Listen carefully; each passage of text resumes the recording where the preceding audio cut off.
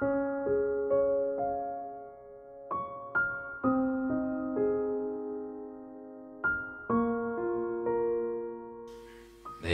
bismillahirrahmanirrahim. Kita lanjutkan ngaji kita pada malam hari ini. Mudah-mudahan apa yang kita baca nanti dari kalamus sholihin, Allah berkenan memasukkan kita dalam golongan orang-orang yang sholihin juga. Rubama qala al-musannif rahimahullahu ta'ala anhu wa nafa'ana bihi wa bi'ulumi fid dharain amin.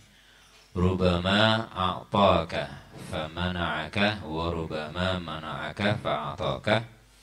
Mata fataha laka babal fahmi fil man'i adal manhu ainul ata. Rubama, ada kalanya Allah memberimu kesenangan yang kamu inginkan, famana'aka, maka hakikatnya dia menjauhkanmu dari karunia ruhani. Warubama mana'aka, dan manakala Allah tidak memberimu kesenangan jasmani, fa'ataka, maka dia sungguh telah memberimu kesenangan ruhani. Mata fataha, bila mana dia telah membuka lakah bagimu. Apa yang dibuka? Babal fahmi, pintu pemahaman. Fil man'i, dalam penolakan doamu. Adal man'u, maka berubah apa penolakan itu. Huwa ainul ata, yaitu sejatinya pemberian. Maka sebelum kita mengkaji ini, kita harus ingat bahwa kondisi batin manusia itu oleh Allah Ta'ala melalui keterangan para ulama, pastinya para sufi, itu dibagi dua. Ada yang makom tajrid, ada yang makom iktisab. Kalau yang makom iktisab, makom usaha, maka ketika dia minta pada Allah, kemudian permintaannya dikabulkan kepada Allah, misalkan dia minta uang, dia minta sukses hidupnya, minta sukses pekerjaan dan sebagainya, itu diberikan atau dikabulkan, maka dia senang. Karena dia merasa bahwa doanya telah dikabulkan. Karena ini adalah manusia yang berada pada makom iktisab, makom usaha, makom ikhtiar. Jadi orang yang berada pada makom usaha ini akan diberikan kesempatan oleh Allah Subhanahu wa Ta'ala menikmati yang namanya kesenangan sesuai dengan hasrat nafsunya. Jadi kalimat ini memang sangat ringkas dan sangat pendek ketika beliau Ibnu Athaillah menjelaskan ini. Kenapa? Karena al-ghalib 'alan nafsil ammarati wal lawwamah an tambasita bil ata'i. Jadi karena biasanya nafsul ammarah, nafsu itu kan ada 4, ada ammarah, ada lawwamah, ada mulhamah, ada nafsul mutmainnah. Ketika seorang hamba itu masih berada dalam ruang lingkup nafsul ammarah dan nafsul lawwamah. Nafsul ammarah ini nafsu yang senantiasa mengajak kita untuk melakukan yang namanya keburukan, melakukan yang namanya kejelekan sesuai dengan yang menjadi kesenangannya. Maka kenapa? Karena ketika nafsul ammarah dan nafsul lawwamah ini antambasyitu bil ata, ketika dibukakan atau dilapangkan dengan pemberian, wa tanqabidu bil man'i li'anna fil ata'i, karena bagi mereka di dalam pemberian itu mereka bisa bersenang-senang. Sebaliknya, ketika doanya tidak dikabulkan, dia merasa Allah itu jauh dari saya, atau saya ini jauh dari Allah. Buktinya apa? Doa saya nggak diterima-terima gitu. Karena di penjelasan yang lain Ibnu Ajibah pernah menjelaskan bahwa jangan terlampau bangga dengan berdoa kemudian langsung diterima. Karena katanya Ibnu Ajibah pernah menjelaskan di bab sebelumnya bahwa ketika ada orang berdoa terus langsung dikabulkan, jangan-jangan Allah itu sudah malas dengar suaramu katanya. Jadi jangan-jangan Allah itu sudah malas dengar rintihanmu, dengar keluh kesahmu, sehingga apa yang kamu mau, apa yang kamu butuhkan langsung Allah berikan.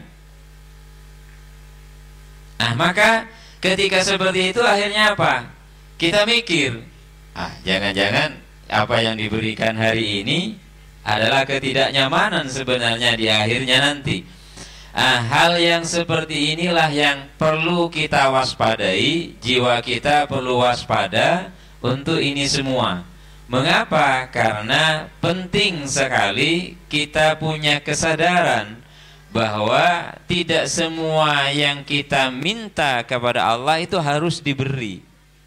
Terus, karena kita ini kan ngaji sir, ngaji hikmah. Terus ada ayat, ud'uni astajib lakum. Mintalah engkau kepadaku, niscaya akan aku kabulkan. Loh, ini gimana ayat ini? Katanya disuruh minta, terus akan dikabulkan. Kembali lagi, makom kita ada di mana kemudian? Jadi janjinya Allah Ta'ala, pengkabulan doa itu tidak serta-merta dalam bentuk atau dalam wujud sesuai dengan apa yang kita minta. Enggak. Jadi contoh, kita minta hasil panen yang bagus, Allah Ta'ala kasih yang bagus. Tidak mesti begitu. Kenapa? Karena kuncinya dia yang lebih tahu terhadap kondisi kita. Jadi seperti pabrikan Jepang, mobil itu pasti yang disediakan spare partnya adalah spare part yang mudah sekali untuk rusak. Contoh kalau di mobil Panther itu yang namanya pompa oli itu sangat sulit untuk rusak, karena itu untuk bukanya saja susah gitu.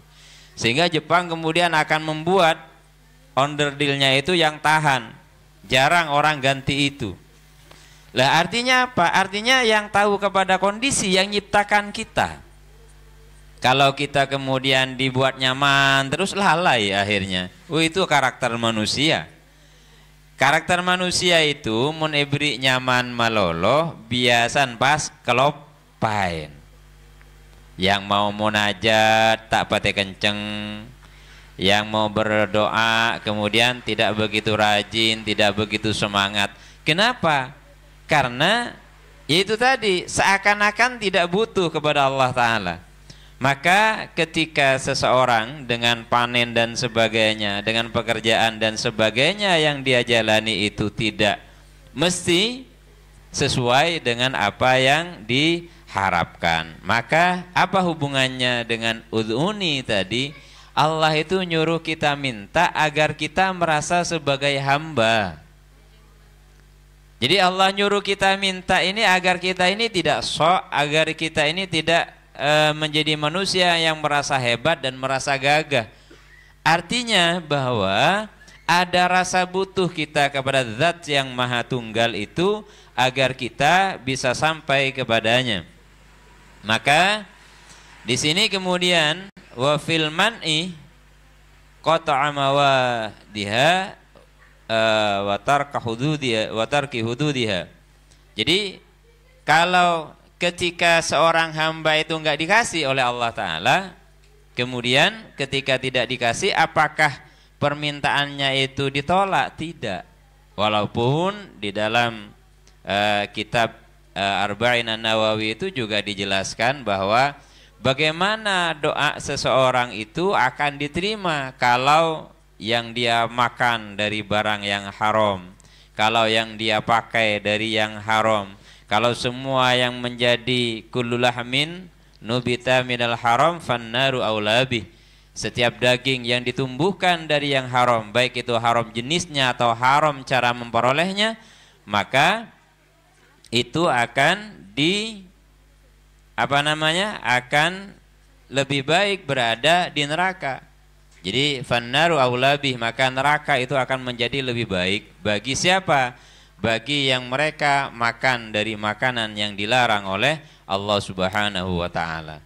Maka kita fahami dulu di sini bahwa kenikmatan jasmaniyah yang Allah taala berikan itu jauh lebih rendah dari kenikmatan ruhani.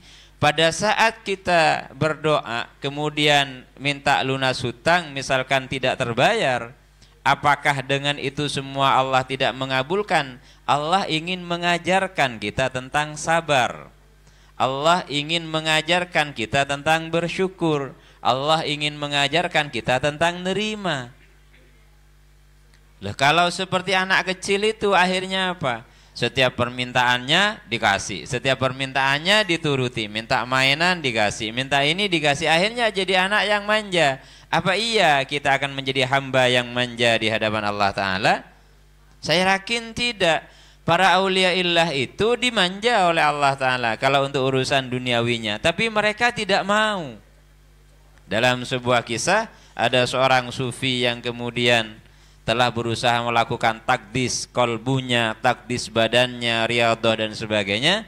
Ketika menimba air di sumur, kemudian air yang di dalam timba itu bukan air tetapi mutiara.